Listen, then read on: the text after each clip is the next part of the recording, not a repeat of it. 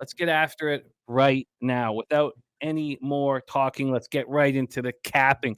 We start with the Thursday nighter, September 28th, 8:15 p.m. Eastern. The Detroit Lions at Green Bay Packers. We're at Lambeau Field. Lions have opened up 2-1, 1-0 on the road, while the Packers are 2-1, 1-0 at home. 61 Fahrenheit, partly cloudy, 3 miles per hour. Looks like really no weather issues on any game, even the UK game, where we're used to having weather issues. Let's take a look at the line history here for Lions Packers to get started. We are sitting here with the Packers at +1. And this has been an interesting spot. So this opened up at +2. That +2 got up to -118 of juice last night and then moved to 1 today. So a legit move to the Packers, but that +1 right now is at +102. So maybe we're better off just looking at the money line to get a better idea of what's happened here with this line. So why don't we move over to the money line right now and take a look there, and then we'll move into the totals here. And for this money line, get over to Pinnacle. We're sitting with the Lions at -122 right now. They opened up at -131. They opened up at -131, and within 39 minutes, there was a 14-cent move to the Packers. Since then, it stayed, we've had a slight move back to Detroit. Now, we've had a move back to Detroit in the last 3 hours. There was -113 at 5:43 p.m. It's now -122. Overall, though, an 8 or 9 cent move towards the Packers on the money line. From a total perspective, we are sitting here with a 46. That opened up at 45, so we have a 1-point move towards the over. Go over to the cash flow for this one. We have 46% of the tickets and 50% of the cash on the Packers. That makes sense. The market's not moving very much on it. And then from a total side of things, you have 54% of tickets and 77% of cash on the under, and yet we've gone up a point. We've gone up a point. So the Lions come in off an impressive 26 victory at home over Atlanta. Jared Goff finished 22 of 33 for 243 yards, a touchdown and a pick. Amon-Ra St. Brown doesn't seem to be too affected by the turf toe that he is dealing with. He's managing it fine. He caught 9 balls for 102 yards. And how about 2023 second-round pick out of Iowa, tight end Sam Laporta? He looked excellent. I mean, he looked so good. Third career game, he catches 8 passes for 84 yards in his first career TD. 18 catches Laporta has. That's the most by an NFL tight end through 3 games. The previous record, 17 by Keith Jackson and 88 for the Eagles. Khalif Raymond caught 4 passes for 55 yards. Only 4 players caught passes for the Lions. Jahmyr Gibbs ran 17 times for 80 yards. They need him to step up in a big way with Montgomery dealing with a thigh injury. Montgomery was inactive against the Falcons. He's been a limited participant in practice to start the week. And although it didn't hurt them too badly versus the Falcons, the Lions have real issues on their offensive line. Offensive tackle Taylor Decker inactive for a second straight game. Also, Matt Nelson ankle and Dan Skipper hamstring were hurt during the game. Matt Nelson will have ankle surgery. He's being placed on IR.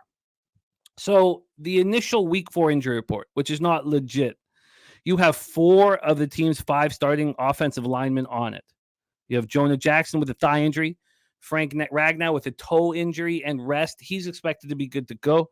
Halapula Vaitai with a knee injury and Taylor Decker with the ankle injury. Of course, Matt Nelson not on it because he's been placed on IR. Everybody other than Vaitai is, limited participant and is expected to be in the lineup. But that's a banged up group. On Sunday against the Falcons, the Lions were down to their 4th string offensive tackle. I think this is extremely important for not only us capping the Lions, but also us capping the Atlanta Falcons. Because here was a group in that Falcons front 7 that could not take advantage of the Lions going down to their 4th string offensive tackle. Well said. It's huge. And so let's just keep it in mind for our Falcons spot. Dan Skipper was signed to the practice squad earlier in the week, played 16 snaps, and then got hurt himself. So they need Decker back. That's clear. They need Decker back, and he's been practicing with a trainer, and he's been upgraded to limited participant, so we expect him to be back. Campbell wouldn't say if Decker is going to be playing this week. The Lions defense was all over Ridder and the Falcons. They held the Falcons to just 183 total yards. They completely shut down the Falcons' dangerous running game, holding them to just 44 yards on 20 attempts. I mean, what a difference a week makes from Seattle gashing them in every conceivable way to the Falcons, such a dangerous running game, able to do nothing on the Lions. So they will need to do the same to the Packers. Aaron Jones is going to be in the lineup. We know that Aaron Jones is going to be in lineup unless, there's a re-injury in practice. He's going to be there. They finished with 7 sacks and 11 tackles for a loss. I mean, that was pretty impressive, this defensive group. The Lions only had 1 sack through their first 2 games. I mean, the crazy extreme dichotomy that we're seeing in some of these teams is nuts. You have a team that gets 1 sack in their first 2 games and gets gashed by the Seahawks, and then all of a sudden you see them with 7 sacks and 11 tackles for a loss in this makeshift offensive line, not letting anybody through. Brian Branch, 11 tackles with 3 of them coming for a loss. Aiden Hutchinson, 4 tackles, 2 sacks, one of which caused a fumble that he recovered. He was back in business in a big way. I'm going to start and hand it over to you before I go deeper. Your thoughts on the Detroit Lions here, and then we'll jump into the Packers next. Take it away. So, yeah, the Lions. The one thing that I watched this game and I just couldn't stand is all the penalties on the Lions. And going back and watching them, I mean, these were all penalties on the Lions. I call it mob shit sometimes. This was not mob shit like it was in some of the other games that we've seen in the afternoon. And actually on Sunday night when they're trying to get that total to go over, but thank God McDaniel kicked the field goal. I mean, there's really mob shit happening in the NFL to some extent. Wasn't in this case. 10 penalties, 119 yards. Without that, I mean, I think this score would have been a little bit more outrageous, like some of the other games this week. But Goff not being sacked 1 time, he was able to sit in the pocket, make all the throws, and when the pressure did come, he stepped into his throw and took the hit, made a fucking accurate throw. This is the type of quarterback I love to back. He's always so consistent in the pocket, like you know what you're going to get out of his progression. And what you said about Amon Ra was interesting to me. Do you know what foot he injured? I don't. I don't know which one it is. I was trying to do some research on it, but it looked like, I always get concerned about the repetitive nature of, getting off on that turf toe. That's what concerns me. And it looked like he lined up, whichever side of the field he was on, he lined up with the same leg forward, which means I think he's consciously trying to, avoid that repetitive, explosive get off every snap. So, which is good. He should have some more longevity with that.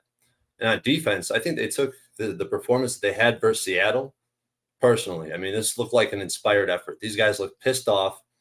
The most impressive individual in this game to me was Breon Branch. This guy had 11 tackles, 3 for loss, and 2 pass deflections. I mean, this guy literally was a standout player. I couldn't believe what I was seeing. And after watching him in week 2 against the Seahawks, I mean, it was a complete flip-flop from what he did in that game. Aiden Hutchinson looked a lot better in this game. And like you said, I mean, they sacked Ridder, 7 times? I mean, that's kind of ridiculous. And it's the issue is with trusting the defenses, it's easy to play against a team that you could force to be one-dimensional. We know that Atlanta Falcons want to run the ball, and that's exactly what the Lions knew was coming their way. So, the whole scheme, the whole week had to be stop the run, make Ridder beat us, which he couldn't. And I think Ridder's probably the worst quarterback in the NFL, but I was very impressed with the Lions. Had to be impressed with them. I agree. And I can understand, Terry Walker saying, listening to this breakdown has me undecided. Well, let's hammer the Packers a little bit. 18 unanswered fourth quarter points to pull off the 18-17 victory at home over the Saints. 3rd team in the past 30 years to win after being shut out. Jimmy, I'm sorry. I should get one more point in on I loved what Jared Goff had to say after the game in the interview. They were giving him praise and giving the team praise for winning this game and looking so dominant. And he was like, slow down. Like he said this, we ain't done nothing yet. Like, I just love hearing that. Like, that's not impressive. We lost the game. They still had that loss lingering. Okay. Sorry, Jim. No, it's important. No, all of this is very, very crucial to having all the pieces of the puzzle in front of you and seeing if you can put them in the right spots. So Green Bay, the third team in the past 30 years to win after being shut out 17-0 or worse through 3 quarters. Third team in the past 30 years. So, Sky Dragon saying more impressive the way Green Bay rallied. Yes, it was very impressive.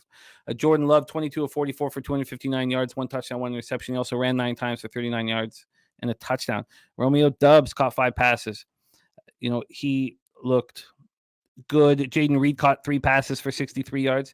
And of course, with no Aaron Jones in the lineup, their running game suffered. A.J. Dillon ran 11 times for 33 yards. As we said, Jones is expected back. The Packers were 8 of 18 on third down. That's a tough defense they were going up against. And Rashawn Gary was all over the field. 3 sacks, 4 quarterback hits, knocking Derek Carr out of the game with one of those hits. Rest of the team had 1 sack and 2 quarterback hits. They're missing 5 key contributors, and we have Spenny in the chat already talking about the expectation of these guys, some of these guys coming back.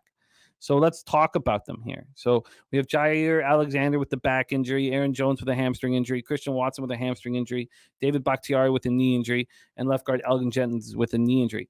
Bakhtiari and Jones were missing their second straight games. Watson is yet to play this year. Then Devondre Campbell, linebacker with an ankle injury, and cornerback Carrington Valentine bicep injury left the game. That was Valentine, a 7th-round pick out of Kentucky. That was his first career start. And then offensive tackle Zach Tom hurt his knee late in the game. LaFleur says that Campbell's ankle injury was not the same ankle that had bothered him in the past. He also mentioned that Valentine didn't tear his biceps. So he says that he's hopeful that Jones and Watson will play against the Detroit Lions. I expect them both to be in the lineup. But this is a beat-up squad. Do you know this? Listen to this stat. Between dead cap hits and players who the Packers currently are paying that were unable to suit up, less than half of Green Bay's 2023 salary cap was on the field against the Saints. So they're going to have to mess with their 53-man roster. They're still concerned whether they'll have 46 healthy players on this game day roster. So, yes, I understand that Aaron Jones and Watson will be back. Let's just go past that. But this is a beat-up football team. I think the market moving towards the Packers says that they're going to be healthier than maybe I expected after capping this, because the market will always be the indicator of how healthy a squad is going to be. But those are a lot of issues here. There are a lot of issues, and we all talk about buying low and selling high. And I'm nervous to buy into the Detroit Lions, even though I see them as a healthier squad with a ton to prove because of how good they looked against the Falcons team that may not be nearly as good as I thought they were, as I had them in that game at +3.5.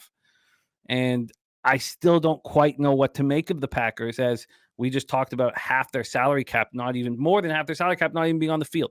So this game makes me uncomfortable. Thursdays make me uncomfortable. I don't know how I didn't move with you on that first half team total over with the Lions last Thursday. And I think, it was because I had missed the first half team total over with the Chiefs 2 weeks back when they only got to 13 and I needed them for the 13.5. And then I cashed it with the Bills minus 130. Right. Take it away for us here. Are you close to moving on the side? What do you think about these Green Bay Packers? I'm really close to moving on the Lions. The problem is the injury report. I think that's the glaring issue, and you kind of touched all on that, so I won't really speak much more to it. But I really need to see who's going to be on the field before I move on the Lions. But I'm looking to back the Lions. But as for the Packers, a lot like the Lions. I mean, these two teams are the most penalized teams in the NFL last week. They had 11 penalties for 90 yards. But something that I think Birdie brought up last week and that I did a little research on, and I watched it again when I watched tape on the Packers this week, is, man, do they take advantage of turning deep shots into pass interference? They really do. I think they had 80 yards in the fourth quarter off pass interference calls, and over 50% of that on one single play, which makes a huge difference in a game. And that's why I want to see vertical threats. And that's what I don't see out of teams like the Patriots.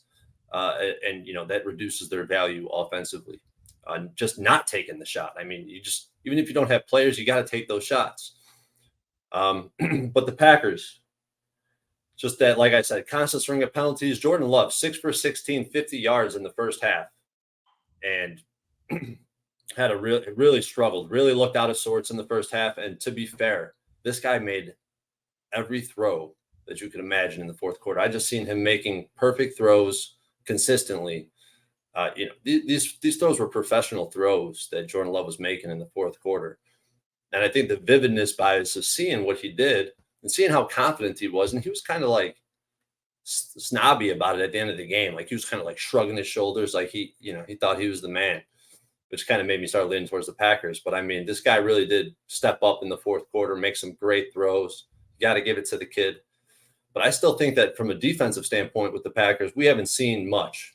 Their pass rush right now is rated 13th per PFF, and I think that's a little overrated now that we see what happened with the Saints and the Falcons and their offensive lines, which haven't looked good.